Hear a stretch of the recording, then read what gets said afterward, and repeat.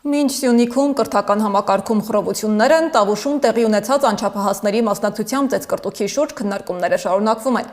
Արդարադատության նախարար Սրփուհի Գալյանը վստահեցրել է, որ դեպքի մասնակիցների ծնողների աշխատանքային կարգավիճակը չի կարող հիմք լինել պաշտոնից ազատման համար և Հայաստանում գործում է անհատական պատասխանատվության սկզբունքը։ Խոսքը մասնավորապես արդի քրեակատարողական հիմնարկի պետի տեղակալ Ռուբեն Գասպարյանին է վերաբերում։ Նրա անչափահաս որդին ծեծկռտուքի մասնակիցներից մեկն էր։ Եթե եւ երբ ձեռք կբերվեն այնպիսի տվյալներ, որոնք անհամատեղելի կլինեն լիազորությունների շարունակականության հետ, մենք այդ հարցը կքննարկենք։ Հետևաբար,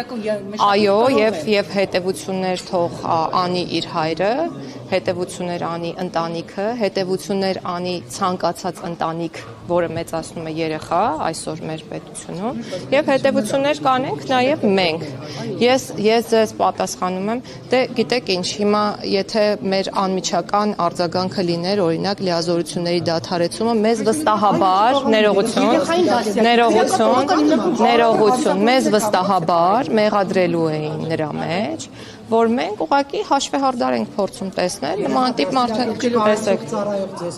Նախ որը անգամ եթե երեխային չի կազմա 100,000-ավոր հանցագործների մենք հստակ գիտենք, թե մեզ ինչպիսի ծառայողներ են պետք, այդ ծառայողները պետք է լինեն բարևար, անկաշառ, պրոֆեսիոնալ։